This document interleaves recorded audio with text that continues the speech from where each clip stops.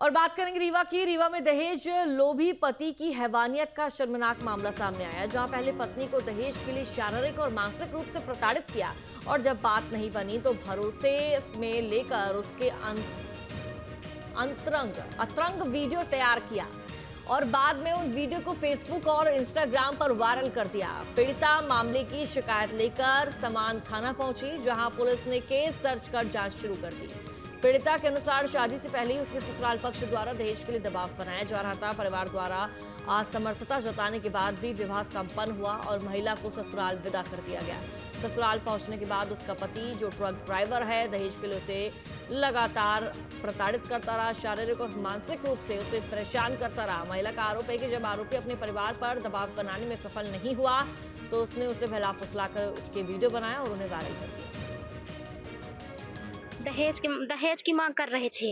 मेरे बाप ने मतलब शादी से 10 दिन बचा तो 3 लाख की मांग किए थे।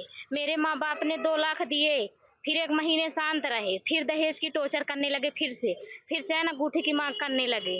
फिर वो बोले कि वो है क्या बात है कि मतलब मेरे को चैन नहीं मिला तो सास ससुर सब ननद टॉर्चर करने लगे मुझे। सास ससुर ननद, हाँ हस्बैंड, कि मुझे दहेज कम मिला है, जाओ दहेज लेके आओ। और जो भी कुछ और मांगते हैं, बोलते हैं कि 2 दिए हैं 3 दो। अभी ससुराल से कब आप वापस आ गई? मैं कल आई हूँ। अब मेरा फोन उन सब छीन लिए हैं। अब मुझे मारने की धमकी भी दे रहे थे। फोन लगाए थे वहां से, माँ बाप को बोल रहे थे कि मतलब तुम इसको मारो, घर से निकाल दो, राताई में निकालो।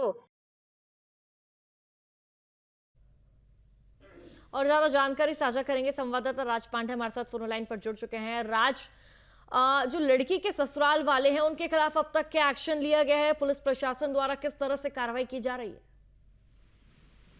देखिए, ये जो दहेज रूपी राक्षस है, ये अभी भी रीवा में लगातार पैर पसारता चला जा रहा है। इसके कई उदाहरण सामने आ चुके, कई घटनाएं हो चुकी हैं। ताजा मामला ये रीवा के समान थाना अंतर्गत जिवला गांव का है, जहां एक पत्नी जो है वो अपने पति शिवम साहू के खिलाफ थाने में FIR दर्ज कराने आई थी और उसका कहना है, रेखा साहू नाम है उसका कहना है कि उसके जो पति हैं लगातार दहेज की मांग कर रहे थे। जिस दिन शादी हो रही थी उस दिन ससुराल पक्ष के द्वारा दहेज मांगा गया था और उसमें कुछ उसको दहेज मिला भी था, लेकिन उससे वो नाखुश थे और फिर भी शादी हो गई थी।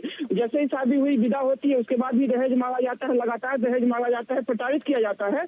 अब एक दिन क्या हुआ कि जो रेखा साहू के पति हैं, उन्होंने उनका अंतरंग वीडियो बनाया अपनी पत्नी का और दहेज मांग रहे थे। उसी दौरान उन्होंने इंस्टाग्राम, सोशल मीडिया में उसको हर जगह वायरल कर दिया। इसके बाद जैसे ही जानकारी रेखा को लगती है, वो थाने पहुंचती है और मामला दर्ज करवाती है।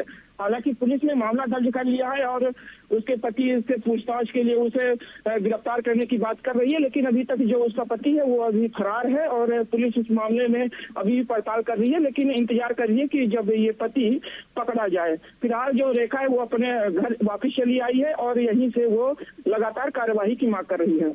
बिल्कुल राज, युवक के खिलाफ एक्शन बहुत जरूरी है। जो ससुराल के लोग हैं उनके खिलाफ भी एक्शन होना चाहिए कि इस समाज में रह रहे हैं, उसके बावजूद भी दहेज की मांग कर रहे हैं और जब इनका लालच है वो पूरा नहीं होता तो लड़की के अश्लील वीडियो बनाकर उनको वायरल कर दिया गया। बहुत बहुत शुक्रिया फिलहाल राज आपका जानकारी साझा करने के लिए।